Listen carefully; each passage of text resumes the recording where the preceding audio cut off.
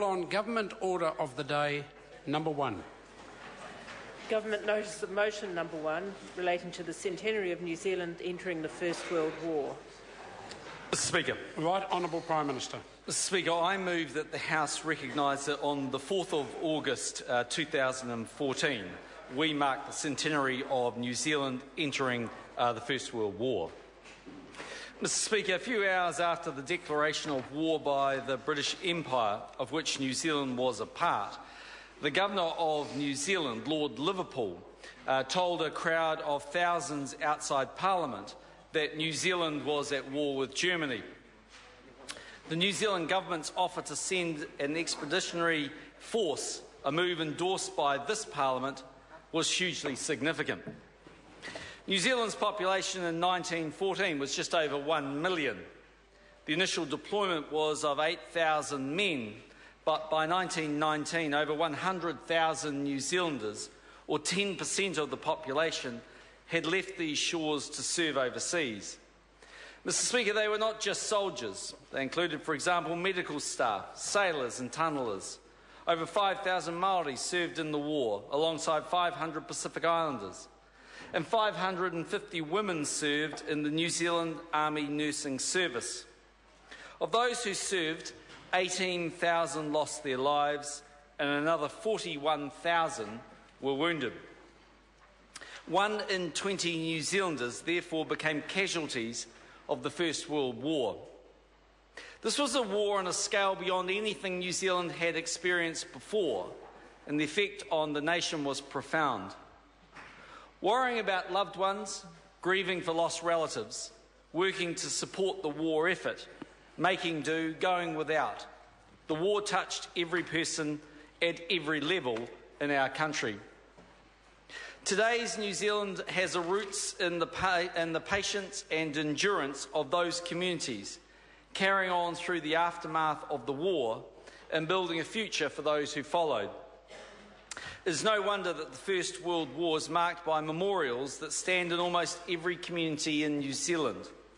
The contribution of that First World War generation, both on the battlefield and at home, has a deep significance for New Zealanders and is integral to our sense of nationhood. In the last decade, the number of New Zealanders attending Anzac Day services at home and overseas has risen. Many have travelled to battle sites and cemeteries in far-off places. We're proud of those who took part in the First World War, as we are proud of our current Defence Force. I believe New Zealanders will embrace the centenary.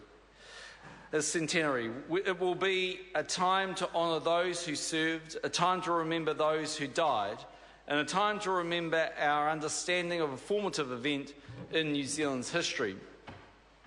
Other nations are embarking on a similar journey. Many millions of people died as a result of the fighting, not just in Europe but in theatres across the globe. So New Zealand will be marking the centenary alongside a number of countries, and it will be an opportunity to strengthen our relationship with the people and governments of those nations. There are too many commemorations and events to name, but I want to mention just a few, Mr Speaker. In November, we proudly joined Australia at the ceremony at Albany, Western Australia, to mark the joint departure of the Australian Imperial Force and New Zealand Expeditionary Force. Alongside our Australian, Turkish and British friends, New Zealand will be commemorating the 100th anniversary of the Anzac landings at Gallipoli in 2015. Over the next 4 years, we'll be increasing our presence at Anzac Day services and commemorations in France and Belgium. While the Gallipoli campaign will always hold an important place for New Zealanders, the centenary is an opportunity to expand our awareness and knowledge of what happened after Gallipoli, and in particular on the Western Front, where by far the majority of our casualties occurred. We will be commemorating New Zealand's involvement in the Battle of Somme, at Passchendaele and other major battles in France and Belgium. Plaques and the names of those battles and other New Zealanders who fought in the First World War surround us in this debating chamber. More broadly, New Zealand's World War 100 program encompasses the whole range of this country's commemorative activities, from state ceremonies and government-led initiatives to grassroots community projects. Part of that program involves major legacy projects such as the National War Memorial Park, a place to commemorate New Zealand's involvement in all military conflict and peacekeeping. Heritage trails in Europe will tell the story of New Zealanders at Gallipoli and the Western Front. These and other projects will be enduring reminders that ensure current and future generations never forget the sacrifices that have been made and the role of war in shaping this country.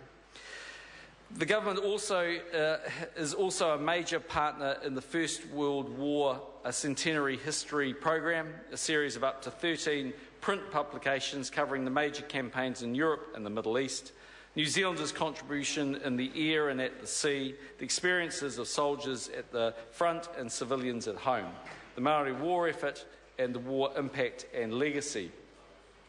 Equally important are the many community projects that are underway around New Zealand.